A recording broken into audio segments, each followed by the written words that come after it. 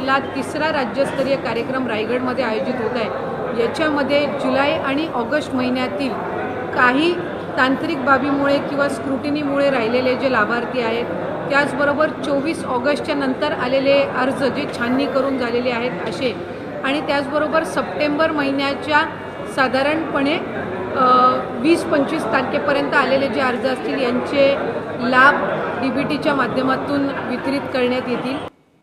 तर मित्रांनो, महिला व बालविकास मंत्री आदिती तटकरे यांनी दिलेली माहिती आता आपण पाहिली आणि त्या माहितीनुसार येत्या 29 तारखेला रायगडमध्ये लाडकी बहीण योजनेचा राज्यस्तरीय मेळावा घेण्यात येणार आहे आणि या मेळाव्यामध्ये सर्व महिलांच्या बँक खात्यावर रक्कम वितरित केली जाणार आहे।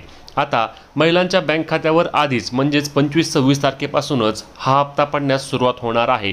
यामध्ये जुलै आणि ऑगस्टमध्ये ज्या महिलांना 3000 रुपये मिळाले आहेत त्या महिलांना 1500 रुपये, तसेच ज्या महिलांना काहीच पैसे मिळाले नाहीत त्यांना 4500 रुपये जमा होणार असल्याची माहिती देण्यात आलेली आहे।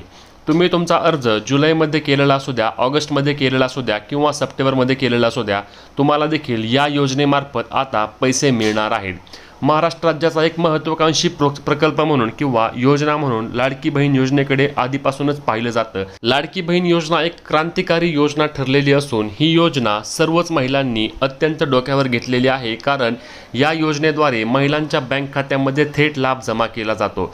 आता हे पैसे तुमच्या आधार कार्डला लिंक असलेल्या बँक खात्यामध्ये थेट जमा केले जाणार आहेत। त्यामुळेच तुमच्या आधार कार्डशी लिंक असलेलं बँक खातं तुम्ही तपासायचं आहे आणि त्या खात्यामध्ये तुम्हाला पैसे जमा होणार आहेत।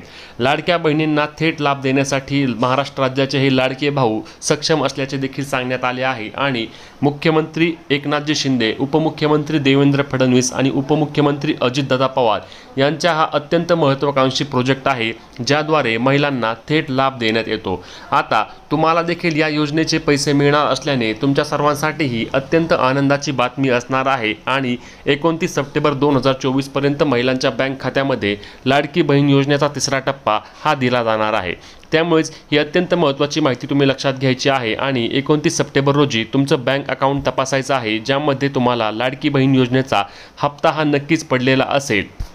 आता ज्या महिलांचे आधार बँक लिंक नाही आहे त्या महिलांना हा हप्ता देण्यात येणार नाही, त्यामुळे महिलांनी लवकरात लवकर तुमच्या आधार कार्डला बँक खाते लिंक करून घ्यायचं आहे, जेणेकरून तुम्हाला पुढे देखील या योजनेचे हप्ते मिळणार आहेत। ही अत्यंत महत्त्वाची माहिती शेअर करायला विसरू नका आणि अशाच महत्त्वाच्या माहिती व अपडेटसाठी आपले चॅनल हक्काने सबस्क्राईब करा। भेटूया पुढच्या व्हिडिओमध्ये, तोपर्यंत जय महाराष्ट्र।